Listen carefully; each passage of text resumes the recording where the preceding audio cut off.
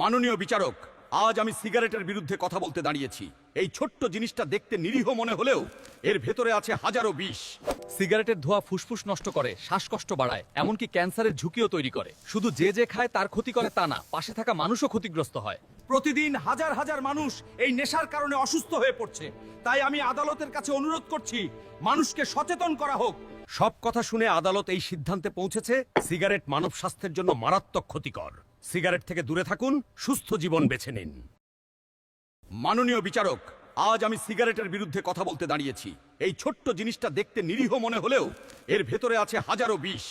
সিগারেটের ধোঁয়া ফুসফুস নষ্ট করে, শ্বাসকষ্ট বাড়ায়, এমনকি ক্যান্সারের ঝুঁকিও তৈরি করে। শুধু যে যে খায় তার ক্ষতি করে তা না, পাশে থাকা মানুষও ক্ষতিগ্রস্ত হয়। প্রতিদিন হাজার হাজার মানুষ এই নেশার কারণে অসুস্থ হয়ে পড়ছে। তাই আমি আদালতের কাছে অনুরোধ করছি, মানুষকে সচেতন করা হোক। সব কথা শুনে আদালত এই সিদ্ধান্তে পৌঁছেছে, সিগারেট মানব স্বাস্থ্যের জন্য মারাত্মক ক্ষতিকর। সিগারেট থেকে দূরে থাকুন, সুস্থ জীবন বেছে নিন।